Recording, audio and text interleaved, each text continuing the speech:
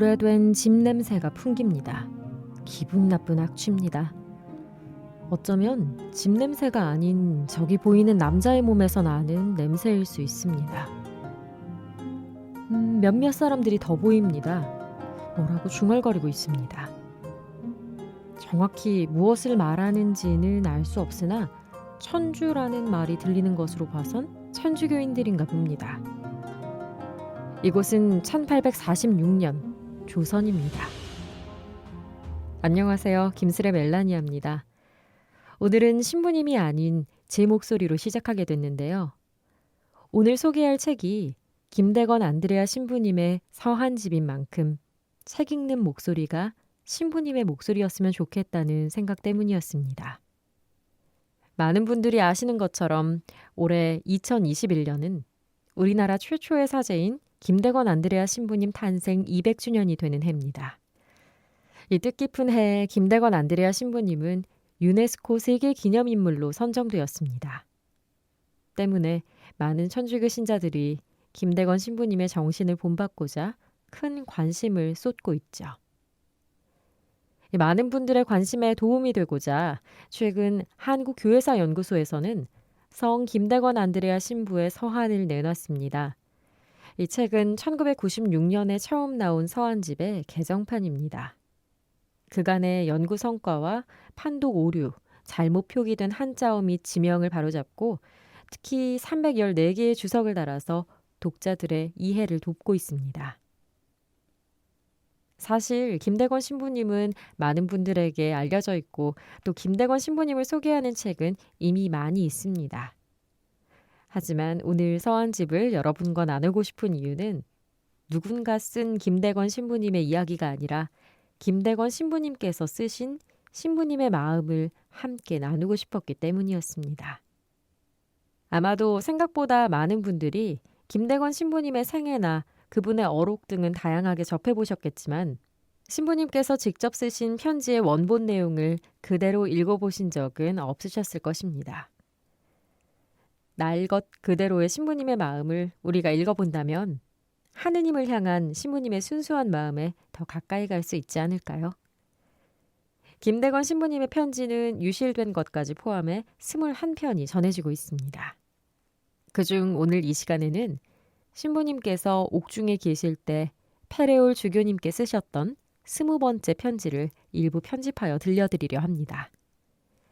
신부님께서 감옥에 갇혀 피와 땀으로 써내려 가신 소중한 편지, 함께 들어보실까요?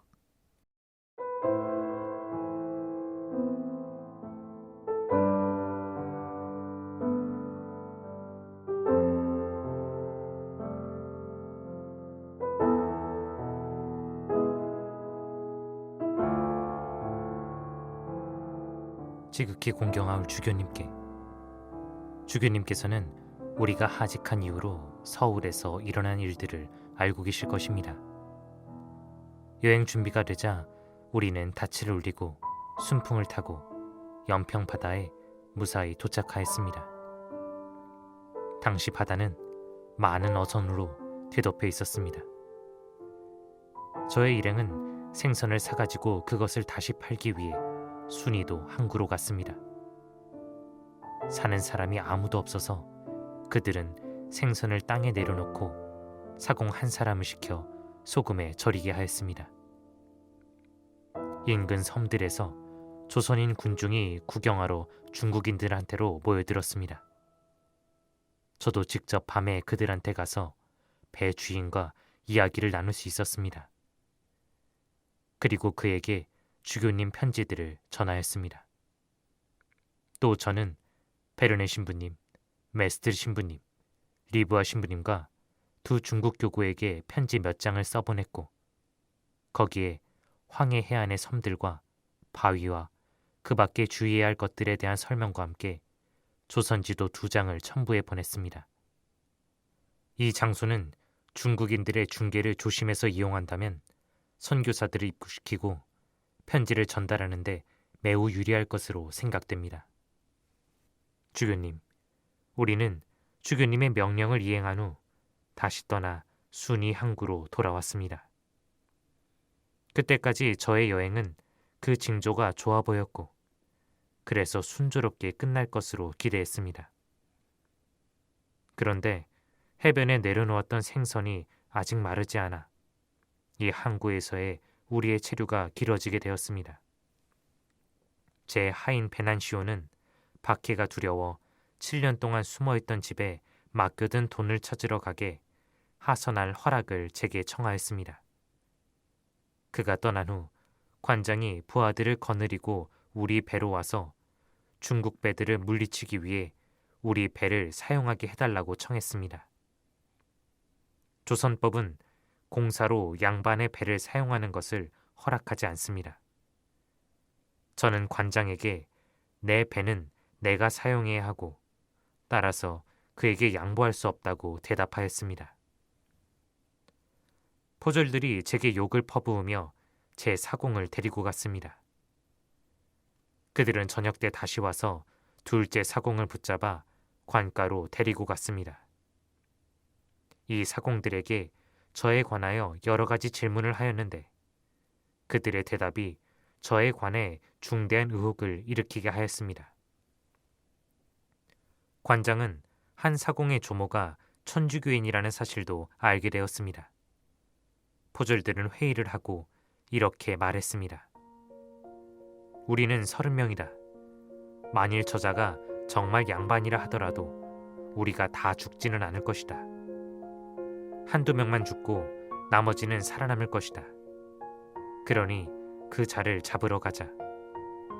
그들은 밤에 기녀들 여럿을 데리고 와서는 격분하여 제게 달려들었습니다.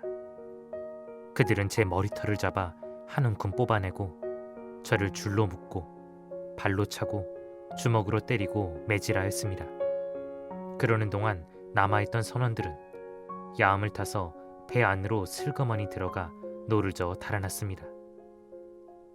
해변에 이르자 포졸들이 제 옷을 벗기고 저를 묶고 저를 다시 때리고 비웃고 조롱하며 관장 앞으로 끌고 갔습니다.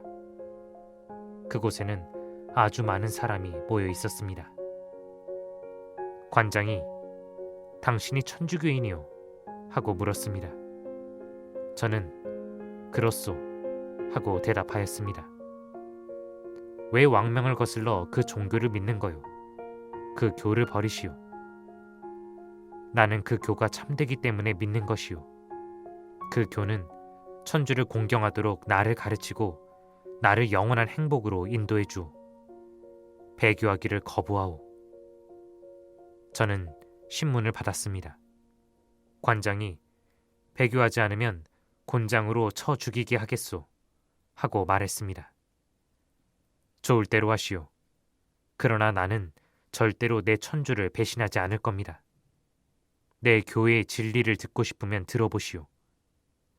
내가 공경하는 천주는 천지신인 만물의 조물주이시고 상선벌악을 하시는 분이오. 그러므로 사람이라면 누구나 그에게 공경을 드려야 하오. 관장님, 천주님의 사랑을 위해 고문을 받게 해준다면 감사하오. 그리고 내 천주께서 당신을 더 높은 벼슬에 오르게 하여 그 은혜를 갚아주시기를 기원하오. 이 말에 관장은 모인 사람들과 함께 웃어댔습니다. 곧이어 8자 길이의 칼을 가지고 저에게 왔습니다. 저는 즉시 그것을 들어 직접 제 목에 썼습니다. 좌중 곳곳에서 웃음이 터져 나왔습니다. 이미 배교한 두 사공과 함께 저를 옥에 가두었습니다. 제 손과 발, 목과 허리는 단단히 묶여 있어서 걸을 수도 앉을 수도 누울 수도 없었습니다. 저는 또 저를 구경하러 모여든 군중들에게서도 괴롭힘을 당했습니다. 저는 밤의 일부를 그들에게 천주교를 설교하는 데 보냈습니다. 그들은 제 말을 관심 있게 들었고 그것이 임금에 의해 금지되어 있지만 않다면 믿을 것이라고 서슴지 않고 말했습니다. 닷새가 지난 후 그들은 교우들과 포교지를 위태롭게 할 수 있는 많은 것들에 대하여 제게 질문하였습니다. 저는 그들에게 절대로 대답을 하지 않았습니다. 그들은 성난 어조로 사실대로 말하지 않으면 여러 가지 형벌로 고문을 하겠소 라고 다시 말하였습니다. 마음대로 하시오 하고 말하고 저는 형구들이 있는 곳으로 달려가서 그것들을 감사 발밑으로 집어던지며 자, 준비가 다 되었으니 치시오. 나는 당신들의 고문을 무서워하지 않소. 라고 감사에게 말했습니다. 포졸들은 즉시 그것들을 치워버렸습니다. 감사의 이 하인들은 제게 다가와서 이렇게 말하는 것이었습니다. 누구나 감사에게 말할 때는 자신을 소인이라고 하는 것이 관습이요. 그게 무슨 말이요? 나는 대인이고 양반이요. 나는 그런 말은 모루. 그들은 우리를 아주 엄중하게 감시하였습니다. 우리를 각기 딴 감옥에 가두어 두고는 병사 4명이 밤낮으로 우리를 지켰습니다. 우리의 손과 발에는 쇠사슬이 묶여 있었고 목에는 칼이 씌워져 있었습니다. 또한 우리 허리들은 하나의 긴 줄로 서로 묶여 있었기 때문에 우리 3사람은 필요한 배설을 하러 갈 때마다 그 줄 끝을 붙들어야 했습니다. 제가 겪어야 했던 괴로움이 어떠하였을지는 주교님의 상상에 맡깁니다. 제가 마카오에서 병을 앓았을 때 치료받은 흡각 때문에 제 가슴에 생긴 7상처 자국을 보고 병사들은 북두칠성이라고 하며 갖은 희롱으로 저를 놀리며 조아들 하였습니다. 서울에 도착하여 우리는 포도청에 갇혔습니다. 포청 사람들은 제가 하는 말을 듣고는 이 사람은 조선 사람이다 라고 말했습니다. 다음 날 판관들 앞에 출두하였습니다. 그들은 저더러 어느 나라 사람이냐고 물었습니다. 저는 조선 사람이요. 중국에서 자랐소. 하고 대답하였습니다. 그들은 저와 이야기를 하도록 중국어 통역들을 오게 하였습니다. 그들은 임금의 명령에 따라 저에게 배교를 명하였습니다. 저는 임금 위에 천주님이 계시는데 그분이 자신을 공경하도록 명하심으로 그분을 배반하는 것은 임금의 명령이 정당화시킬 수 없는 범죄요. 라고 대답하였습니다. 교우들을 고발하라는 독촉에 저는 그것은 이웃을 사랑하라는 사랑의 의무와 천주의 계명을 어기는 것이라고 말하였습니다. 천주교에 관한 질문을 받고 저는 그들에게 천주의 존재와 그 단일성, 창조와 영혼의 불멸함과 지옥, 창조주를 흠숭할 필요성과 이교의 허위성 등을 자세히 설명하였습니다. 저와 같이 붙잡힌 교우들은 서울에서 아직 아무런 형벌도 받지 않았습니다. 카를로는 자기와 함께 잡힌 사람들과 같이 다른 감옥에 있습니다. 우리는 서로 아무런 연락을 취할 수 없습니다. 이곳에 우리는 10명입니다.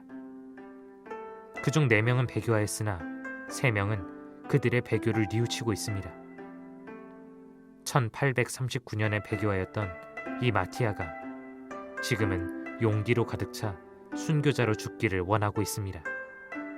그의 표양을 제 사공 선실의 아버지와 남 베드로가 본받고 있는데 남 베드로는 전에 교우들에게 나쁜 표양을 보였습니다.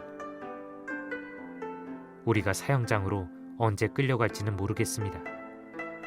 주님의 자비에 온전히 맡기고 그분께서 우리에게 마지막 순간까지 그의 거룩한 이름을 고백할 힘을 주시기를 기원합니다. 제 어머니 고 우르술라를 주교님께 부탁합니다. 10년이 지나 며칠 동안 아들을 볼 수 있었으나 다시 곧 아들과 헤어져야 했습니다. 부디 슬퍼하실 어머니를 위로해 주십시오. 정신적으로 주교님의 발 아래 엎드려 지극히 사랑하올 저의 아버지이시며 지극히 공경하올 저의 주교님께 마지막으로 인사를 드립니다. 배시 주교님께도 마찬가지로 인사드립니다. 다블리 신부님께 안부 전해 주십시오. 천국에서 다시 뵙겠습니다. 예수 그리스도를 위한 포로이며 사제인 김안드레아.